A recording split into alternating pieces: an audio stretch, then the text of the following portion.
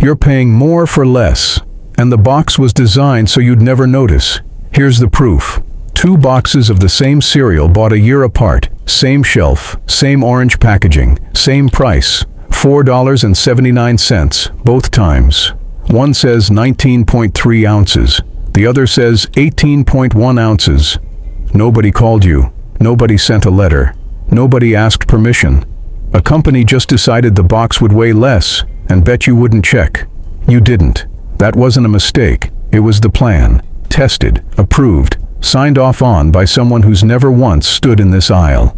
The loophole. So, how is this legal? Because of 11 words buried in food labeling law. The net weight has to be printed accurately on the package. That's the whole rule. That's the entire wall standing between a company and your pantry. As long as the number on the box is technically true, the law does not care how quietly that number shrank, how identical the packaging still looks, or how confusing the math gets when you try to compare it to what you bought last year. Once you understand that one sentence, you start seeing the pattern everywhere. Coffee cans, frozen lasagna, chocolate bars, bags of chips, tubs of ice cream. This isn't a story about cereal.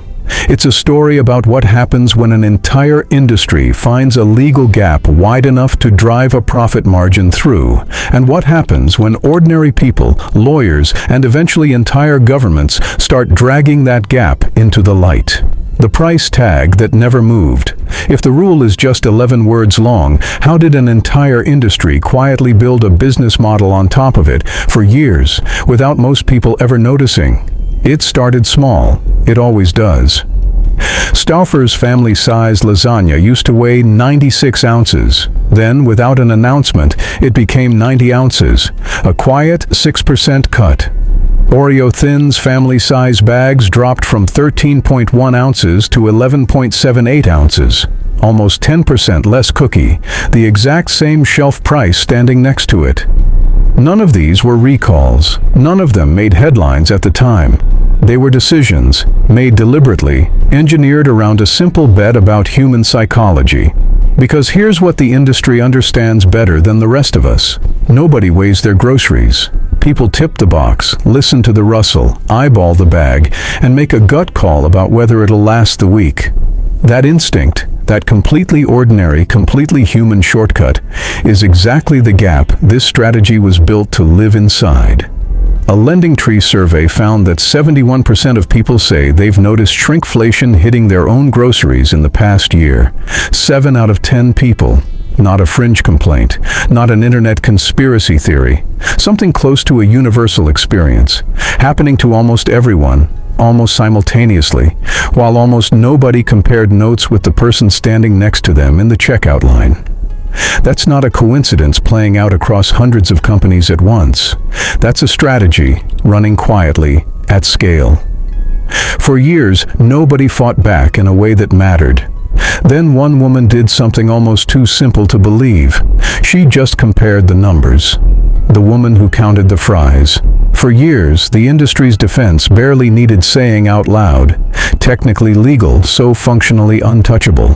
Then, in December 2024, a woman named Melissa Nelson walked into a courthouse in Queens, New York, and changed that. Nelson's lawyers had done something almost embarrassingly simple. They pulled Arby's own published nutrition information and compared portion sizes over time. What they found was that Arby's had quietly eliminated its kids' size fries and simply renamed the categories underneath it. The old kid size became the new small. The old small became the new medium. The old medium became the new large. Nothing about what large meant to a customer standing at the counter had visibly changed. The word just slid underneath a smaller pile of fries. The New York Post did its own version of the investigation, buying a small, a medium, and a large order from a real Arby's location, and reported that all 3 sizes contained, in their words, nearly the same amount of fries. Nelson's lawsuit is still working through the courts. It hasn't been decided, but it did something more immediate than any verdict. It turned a private corporate decision into a public, documented argument, sitting in a courthouse file where anyone can read it. But the fries case wasn't even the strangest one. The next lawsuit didn't accuse anyone of making a product smaller. It accused them of something almost the opposite. And somehow, that was worse. The box that was mostly air. 11 months later, a different kind of case landed. This one wasn't really about shrinking at all. It was about something stranger. A box that never got smaller, while what was inside it quietly did. In October 2025, a California consumer named Jessica Argueta filed suit against General Mills over its Fruity Cheerios. Her complaint didn't argue that the box itself had shrunk. It argued the opposite problem, that the cardboard box stayed exactly the same generous size it had always been, while the actual bag of cereal sealed inside it was, in the lawsuit's own words, filled to only a little more than half of its capacity. The legal term for this is slack fill. Empty space inside a package that isn't doing any actual job. Some slack fill is genuinely necessary. Cereal needs room to settle during shipping without crushing itself into dust. But the lawsuit argues this wasn't that.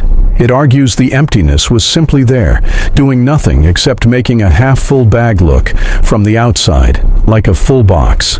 Argueta's argument boils down to something almost anyone can recognize instantly. People don't open a sealed cereal box in the aisle to check. They trust the size of the box to roughly match what's inside it. When that trust gets engineered against, the lawsuit claims, the deception isn't in the printed weight at all, it's in the architecture of the box itself. That case is still active in federal court. Nobody's been found guilty of anything yet.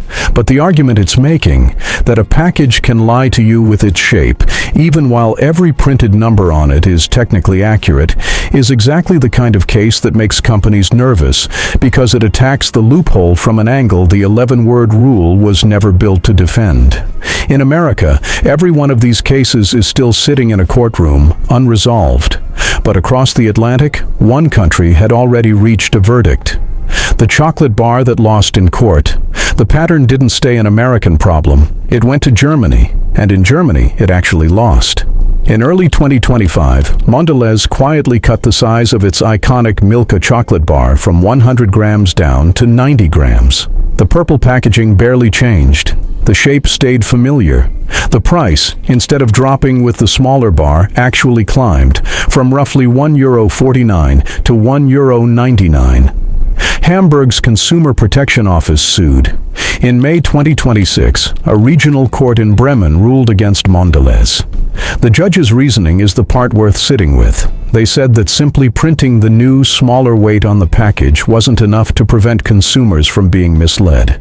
Because a shopper who already trusts a familiar brand and a familiar-looking wrapper is exactly the person least likely to ever flip the bar over and recheck the number. In other words, the court ruled that trust itself had become the weapon. The more loyal you are to a brand, the less likely you are to ever catch what it's quietly doing to you. The ruling isn't finished yet. Mondelez has a month to appeal, and the company has said only that it's reviewing the court's reasoning. But this isn't Mondelez's first time in this particular spotlight. Back in 2016, the company reduced the number of triangular segments in its UK Toblerone bars in a change so widely mocked it earned its own nickname in headlines. The company didn't abandon the strategy then. It simply waited for the joke to fade and moved on to the next product. So if a German court could rule against this in a matter of months, why is America still stuck arguing about it case by case, company by company, lawsuit by lawsuit? The law that never left committee. Because in the United States, nobody has actually banned it. Someone tried.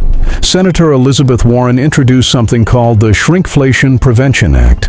Legislation that would let the Federal Trade Commission treat undisclosed shrinkflation as a deceptive practice. It would require companies to clearly flag it when a product's size drops without a matching price drop. Here's the honest, unglamorous truth about that bill. It was introduced. It has not passed. It's been sitting in committee since it was first proposed, with no guarantee it ever becomes law. Europe has moved faster. Austria's Anti-Deceptive Packaging Act took effect in 2026, specifically targeting situations where a product's quantity drops, the packaging looks unchanged, and the price per unit rises by 3% or more.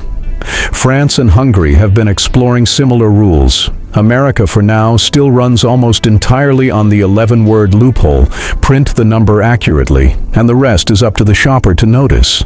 Every case so far has been about a number: a smaller weight, a bigger gap, an emptier box.